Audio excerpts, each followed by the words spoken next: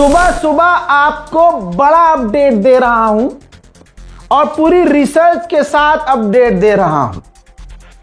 आपको अक्सर ये मैं बता ही रहा हूं कि ईरान के साथ अगर अमेरिका डील साइन भी कर ले तो भरोसा नहीं करेंगे हम।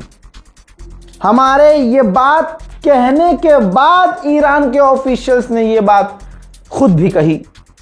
तो चीजें क्लियर हैं कि अमेरिका पर ईरान को भरोसा नहीं है। यहां इजराइल की तो मैं बात ही नहीं कर रहा, इजराइल पर तो एक मिनट के लिए भरोसा नहीं है, लेकिन अमेरिका भी अलग नहीं है इजराइल से, तो वो भी भरोसे के काबिल नहीं है। अब ताज़ी खबर यह है कि आखिरकार गुलाबी सुअर डोनाल्ड ट्रंप दोबारा से ईरान पर फुल स्केल वॉर करने की बात कर रहा है, हमला करने की बात कर रहा है। ईरान के इस मामले पर गुलाबी सुअर ने रिपोर्ट यह है कि अमेरिकी अपने टॉप ऑफिशियल से बात की है, मीटिंग की है और उसने सजेस्ट किया है कि मेरा मन है कि ईरान के ऊपर पूरी ताकत से हमला किया जाए। अल्लाहु अकबर, यानी फुल स्केल वॉर दोबारा ईरान के साथ। लेकिन अभी के लिए डिप्लोमेसी अपना रहा है, क्योंकि फिलहाल अमेरिका हथियार इकट्ठा कर रहा है, रणनीति बना रहा है। जब सीज फायर हुआ था, मुझे लोग बोल रहे थे बड़ा समझदार मत बन, इतना सा पत्रकार है, बहुत बड़ा आ रहा है तू। मैंने विरोध किया था कि भाई सीज फायर नहीं करना चाहिए ईरान को। और भाई तुम लेटे लेटे रजाई में कच्चे में हाथ डाल के एक हाथ से एक उंगली से कुछ भी किसी को भी कमेंट करके निकल सकते हो। और हम जो 6-6 साल से काम कर रहे हैं, चीज़ें देख रहे हैं, चीज़ों को समझ रहे हैं और समझा रहे हैं, तो हमारा भी तो ओपिनियन हो सकता है। मेरा ओपिनियन यही था कि ईरान को सीज फायर नहीं करना चाहिए, अमेरिका से बात ही नहीं करनी चाहिए। ठीक है, अब बात घूम के वही आ गई कि ईरान कह रहा है कि हमें भरोसा नहीं है और बात भी कर रहा है। तो यह चीज मेरे समझ से परे है। अब ईरान के शहीद supreme leader ayatollah Syed Ali खामनाई का फ्यूनरल होने वाला है और इधर गुलाबी सुअर ईरान पर पूरी ताकत से हमला करने की बातें शुरू कर चुका है। तो खतरा कितना बड़ा है, कौन भरोसा करे भाई कि फ्यूनरल पर इजराइल और अमेरिका हमला नहीं करेंगे। ये दोनों शैतान हैं और शैतान की औलाद हैं, ये कुछ भी कर सकते हैं। उधर मेरे दोस्तों बीती रात हुआ ये है कि अरेबियन सी में, देखिए कंफर्म किया है अमेरिका ने, अरेबियन सी में हेलीकॉप्टर अमेरिका का MH-60S Sea Hawk helicopter George H.W. Bush CVN-77 emergency landing करता है अरेबियन सी में। और होता यह है कि उसके अंदर 4 लोग सवार थे, पायलट 2 अलग थे, पीछे जो 4 लोग बैठे थे वो समुद्र में गिर गए। हेलीकॉप्टर तो लैंडिंग किया आड़ा टेढ़ा हो गए, लेकिन इस चक्कर में 4 लोग समुद्र में गिर गए। 3 को ढूंढ के निकाल लिया है, 1 अभी लापता है। और हेलीकॉप्टर के इमरजेंसी लैंडिंग की वजह नहीं है, लेकिन यह बात भी कंफर्म है कि यह कोई हमला नहीं था। अमेरिका के उपराष्ट्रपति के मुंह से ऐसी बात निकल गई कि अब दुनिया कह रही है कि भाई इस पे भरोसा नहीं कर सकते। जेडी वेंस ने इस इंटरव्यू में कह दिया, उसके मुंह से निकल गया कि डोनाल्ड ट्रंप MOU को साइन करके सिर्फ अपने ऑयल रिजर्व को भरने की कोशिश कर रहे हैं। यानी जो हमारे मुल्क में तेल खत्म हुआ है, उस ऑयल रिजर्व की जो कमी हुई है, ऑयल रिजर्व जो कम हुआ है, जो हमने तेल बहुत सालों से स्टोर किया था, वो जो ख़त्म हुआ है, इस एग्रीमेंट के ज़रिए डोनाल्ड ट्रंप उस तेल को भर रहे हैं और स्टोर, यानी ईरान से सीज फायर तेल की कमी की वजह से किया है और अमेरिका तेल इकट्ठा कर रहा है, पहले से ज़्यादा इकट्ठा कर रहा है। जैसे ही अमेरिका को लगेगा कि हाँ अब हमें आगे तेल की कमी नहीं होगी, तेल का जुगाड़ है हमारे पास, ईरान पर हमला कर देगा गुलाबी सुअर। अब ये जो जेडी वेंस ने जहर उगला बातों बातों में, तो उसके उस क्लिप को रीट्वीट करते हुए ईरान के ऑफिशियल ने बहुत बड़ी धमकी दे दी। कह दिया कि ईरान पहले से अपनी मिसाइलों और हथियार को भर चुका है डोनाल्ड ट्रंप की इकोनॉमी को तबाह बर्बाद करने के लिए। वहीं ईरान के पार्लियामेंट स्पीकर गलीबाफ ने कबूल कर लिया है कि डोनाल्ड ट्रंप ने जो बैरिकेडिंग की थी उसकी वजह से ईरान तेल नहीं बेच पा रहा था, लेकिन अब ईरान बहुत ज्यादा तेल बेच रहा है। यानी यह बात क्लियर हो गई है कि ईरान उस वक्त झूठ बोल रहा था कि अमेरिका के ब्लॉकेज का हम पर असर नहीं पड़ रहा है, हम तेल बेच रहे हैं। आप कहेंगे रजा भाई आपने ये बात अब यार ईरान के खिलाफ बोली। खबर है भाई, गलीबाफ खुद एक्सेप्ट कर रहे हैं कि भाई जब अमेरिका ने ब्लॉकेज लगाया था हम तेल नहीं बेच पा रहे थे। ये सबूत देखिए, उनका ही स्टेटमेंट है, क्रॉस चेक हम कर चुके हैं। और कहा है कि अब हम अंधाधुन भारी मात्रा में तेल बेच रहे हैं। मैं तो डे वन से अमेरिका पर भरोसा नहीं करता हूं और ईरान के इस फैसले के खिलाफ हूं कि भाई सीज फायर कर रहे हो। भाई पूरे मिडिल ईस्ट का हाल यह है कि एक मिनट के लिए भी मिडिल ईस्ट में अमेरिका शांत नहीं हुआ है। हथियार भेज रहा है, हथियार तैनात कर रहा है। अब आप कहेंगे भाई नई बात क्या है? नहीं, ये है देखिए, आहा, ये देखिए आपकी स्क्रीन पर अमेरिका का एक और युद्धपोत, जी हां, मिडिल ईस्ट पहुंचा है।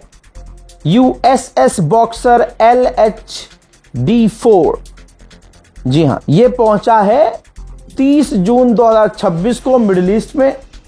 इस समुद्री जहाज पर अमेरिका के इस युद्धपोत पर 2000 अमेरिकी नौसैनिक मौजूद हैं। एक युद्धपोत पर 2000 अमेरिकी नेवी अगर मौजूद है तो वो किसी की खाला की बारात में नहीं गई है। यानी ईरान पर खतरा मंडरा रहा है। मैं जितने भी अपडेट दे रहा हूं उन अपडेट से आपको इस बात का एहसास तो होगा ही कि तनाव सच में ज्यादा है और अभी भी ईरान की तरफ जाना खतरे से खाली नहीं है। क्योंकि भाई अमेरिका इजराइल तो शुरू से कह रहा है कि ईरान से डीलें होनी चाहिए और अमेरिका बार बार पलटी मार रहा है। अभी कल एक नेतन्याहू के ऑफिशियल ने धमकी दी थी और कहा था कि ईरान के सुप्रीम लीडर मुश्तबा खामनाई को हमने मार्क कर रखा है, हमारी हिट लिस्ट किल लिस्ट में है। बस उसके स्टेटमेंट को शेयर करते हुए ईरान के विदेश मंत्री जनाब सैयद अब्बास अराक्ची ने बड़ी धमकी दी और कहा कि इस्लामाबाद के अंदर जो एग्रीमेंट हुआ वो क्रिस्टल क्लियर है, दुनिया के सामने दुनिया देख सकती है। अमेरिका अगर अपने पालतू कुत्तों को जो तेल अवीव में बैठे हुए इस तरह के बयान दे रहे हैं, अगर वो कंट्रोल नहीं करता है तो ईरान उन्हें सबक सिखाएगा।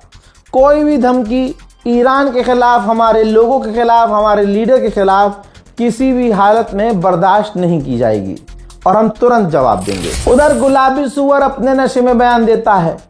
अब कह रहा है कि पिछले हफ्ते हमने ईरान पर जबरदस्त बमबारी की थी, उसके बाद हमारी ईरान से बहुत बढ़िया बातचीत चल रही है। अरबों की असलियत आपके सामने है। लोगों को लगता है कि मैं अरब के खिलाफ, मैं अरब की सरजमीन के खिलाफ नहीं हूं, मैं अरब के हुक्मरानों के खिलाफ हूं। अब सोचिए गाजा को क्या दिया कतर ने। सिर्फ कतर की बात करते हैं, कतर के अमीर ने किसी मुस्लिम नेता को, मुस्लिम किसी व्यक्ति को क्या दिया। लेकिन सब चीजें किनारे कीजिए, जो उसने गुलाबी सुअर को दिया वो आज तक किसी मुस्लिम ने किसी मुस्लिम को नहीं दिया। सबसे बड़ा जहाज, ये देखिए, ये जहाज आपकी स्क्रीन पर है। उसके बाद अगला फुटेज ये देखिए, उसके अंदर पहली बार ट्रैवल करने के बाद डोनाल्ड ट्रंप गदगद हो गए भाई। वो तारीफों के पुल बांधता हुआ नजर आया और बहुत बड़ी बात कह दी ट्रंप ने कह दिया कि ये कतर ने जो काम किया है, कतर ने जैसा जहाज बनाया है ऐसा जहाज कोई नहीं बना सकता, यानी अमेरिका भी, यानी हम भी नहीं बना सकते। आगे डोनाल्ड ट्रंप ने कहा कि ये जहाज बेहतरीन है और आज पहली बार मैंने इसमें ट्रैवल किया है। अमेरिका के वाइस प्रेसिडेंट भी सफाई दे देकर और अमेरिका के तरफ से, ट्रंप की तरफ से सफाई देकर, धमकी देकर परेशान है। अब बेचारे को यहाँ करना पड़ रहा है दोगलापन। अमेरिकी चैनल पर बैठकर अमेरिका के वाइस प्रेसिडेंट ने कहा है कि ईरान ट्रांसफॉर्म हो गया है, ईरान ने अपने आप को बदला है, लेकिन अगर ईरान एमओयू का पालन नहीं करता है, हमारी बात नहीं मानता है, तो उसको सबक सिखाया जाएगा। हाँ, वही सबक जो 41 दिन में इन्होंने सीखा है। कोई बात नहीं, एक बार और ट्राई करके देख लो। कहा उन्होंने आगे बहुत कुछ है कि जैसे हमने ईरान को बड़ा नुकसान पहुंचाया है, ईरान को बहुत, यानी 20 से 30 साल पीछे कर दिया है, ईरान की न्यूक्लियर फैसिलिटीज को तबाह कर दिया है, ईरान के न्यूक्लियर प्रोग्राम को हमने 15 से 20 साल 30 साल पीछे ढकेल दिया है। दोस्तों, कतर के अंदर अमेरिकी डेलीगेशन और ईरान की डेलीगेशन दोनों मौजूद है, मैंने कल बताया था।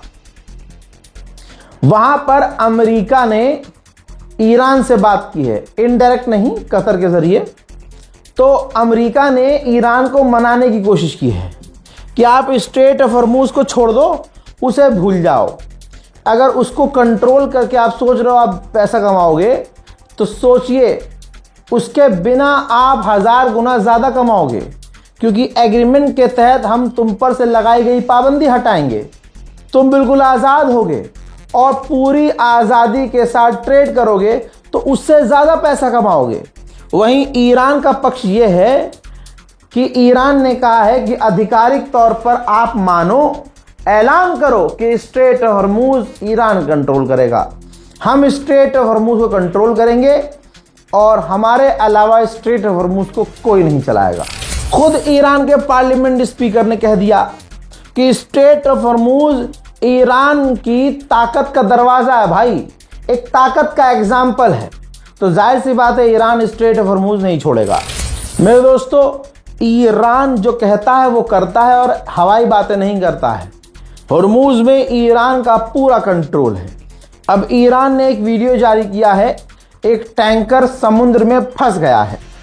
इसमें गलती किसकी है? उस टैंकर की है।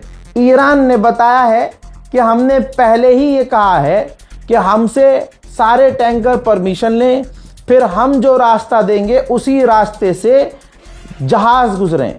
लेकिन इस टैंकर ने हमारी बात नहीं मानी, ना हमारे दिए गए रूट पर चला।